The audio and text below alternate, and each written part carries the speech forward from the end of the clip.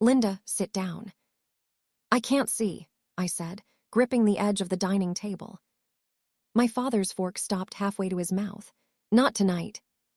Across from him, my mother didn't even look up from her phone. The chandelier above us stretched into 4 blurry circles. My brother's face melted into a pale shape across the table. I blinked hard once, twice, but the room only smeared darker. Before we continue, please hit the like button, subscribe to the channel, and turn on the notification bell for updates. "Dad," I whispered, "the lights are blurry." He leaned back like I had insulted him. "Marcus from work will be here in 20 minutes. You are not doing this right now." Then my hand slipped. My glass tipped over, water spreading across the tablecloth. I stood too fast. The chair scraped the floor. "I can't see." My father grabbed my wrist and forced my hand back down. "Stop lying." That was when the darkness started closing in from the sides. My younger brother, Eli, sat frozen with his napkin in his lap. His eyes kept jumping between me and our father, but he didn't say anything. No one ever did when Marcus Morrill used that voice. Mom finally sighed. "Linda, enough. You're making yourself hysterical." But I wasn't hysterical. I was trying to focus on her face, and all I could see was the silver flash of her earrings moving in a blur. For months, I'd had headaches at school so bad I pressed my forehead against cold bathroom tiles. I'd walked into lockers. I'd missed steps on staircases. My art teacher had emailed home after I couldn't read the board. Every time, Dad had the same answer. Attention. Drama. Excuses. Now the dining room stretched and tilted around me. The wallpaper pattern disappeared. The table vanished at the edges. "Please," I said, reaching for the wall. My hand hit empty air. Dad stood up, furious. "You're embarrassing yourself." I turned toward his voice, but I couldn't find him anymore. "Please, the lights are going." Then everything went black. Linda woke to the sound of dishes clattering in the kitchen. For a second, she thought she was still blind. Then a dull gray shape appeared above her. The ceiling fan. The living room lamp beside the couch slowly sharpened into view, though its edges still looked warped, like she was seeing it through water. "You're awake," her mother said flatly from the hallway. Linda pushed herself upright too quickly and grabbed her forehead. Pain stabbed behind her eyes. "What happened?" "You passed out," her father answered before her mother could speak. He stood near the kitchen doorway with his arms crossed. "After working yourself into a panic attack." Linda blinked hard. The room stayed dim on the left side. "I wasn't panicking," she said quietly. "I really couldn't see." Marcus gave a dry laugh. "Funny how your emergencies always happen when people are coming over." Linda looked down at the blanket covering her, still wearing yesterday's clothes. No hospital bracelet, no doctor. They hadn't taken her anywhere. From the kitchen, her mother lowered her voice. "Marcus, maybe urgent care wouldn't hurt." "It would hurt," he snapped back, "because it rewards this behavior." Linda stayed still on the couch as their voices carried through the house. "She reads things online and copies symptoms," Marcus continued. "Last year it was migraines. Before that it was sensory overload. There's always something." Linda's stomach tightened. The migraines hadn't been fake. Neither had the mornings she threw up before school or the black spots drifting across her vision during class. The school nurse had even suggested neurological testing 2 months ago after Linda nearly collapsed during gym. Dad never made the appointment.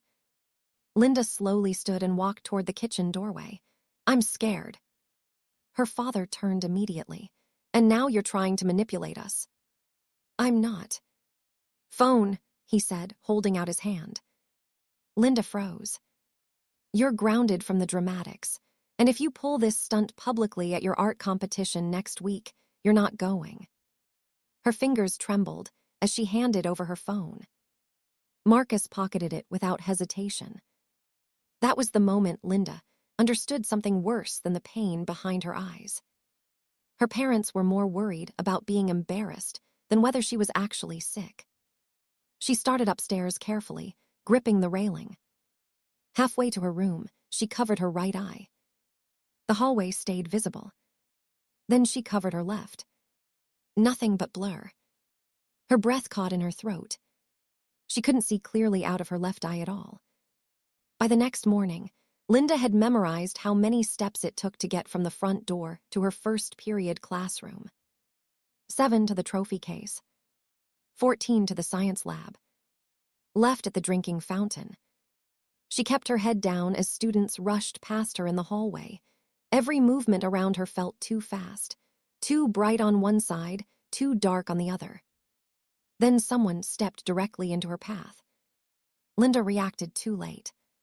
She slammed shoulder first into another girl, dropping her books across the floor. "Watch where you're going," the girl snapped. Laughter burst from nearby lockers. Linda crouched quickly, but her depth perception was wrong.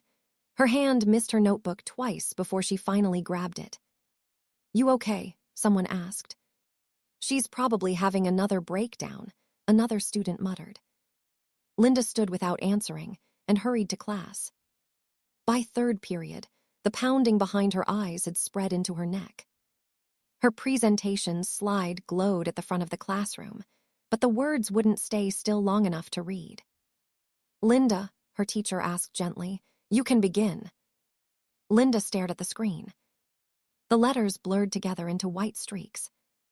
Her breathing became uneven. She swallowed hard. "Something's wrong with my eyes." The room went silent. Her teacher immediately walked over. "Come with me." 10 minutes later, Linda sat in the nurse's office while fluorescent lights buzzed overhead. The nurse knelt beside her chair. "Has this happened before?" Linda hesitated. "A little." "A little," the nurse repeated carefully. Before Linda could answer, the office door slammed open. Her father walked in already angry. "You called me out of work for this." The nurse stood. "Mr. Morrill, your daughter is reporting serious visual disturbances. She does this whenever she wants attention." Linda felt every adult in the office go still.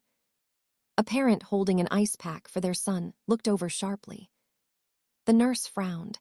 "This doesn't appear behavioral." Marcus ignored her and looked directly at Linda. "Get your backpack." "I can't see right," Linda whispered. "You're seeing well enough to cause a scene at school." Her face burned with humiliation as 2 office aides exchanged uncomfortable looks. Then the nurse lowered her voice beside Linda. "This is the 3rd report we've sent home," she said quietly. "Your teachers documented headaches, balance issues, vomiting. None of the referrals were followed up." Linda stared at her. "3rd report." The nurse turned to Marcus again. "She needs the emergency room." "No," he said immediately, signing the release form. "She needs consequences." Outside, rain hammered the parking lot as Linda climbed into the backseat. Her mother avoided eye contact from the passenger side. The car pulled into traffic. Then suddenly, the world on Linda's left side vanished completely. She screamed. Marcus jerked the wheel hard as headlights exploded toward them from the opposite lane. Tires screeched across wet pavement. Marcus yanked the steering wheel back just before an oncoming truck blasted past them with its horn blaring. Linda was curled against the backseat door, both hands pressed over her eyes. I can't see." "Jesus Christ," her mother whispered, twisting around in her seat. "Linda, look at me." "She can't," Marcus snapped automatically, but his voice had changed. The anger was thinner now. Linda tried opening her eyes again. The right side of the world flickered dimly.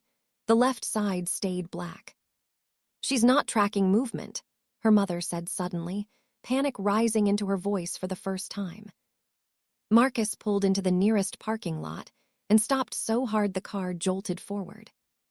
For several seconds, nobody moved. Then Linda heard her father exhale shakily. "We're going to the hospital."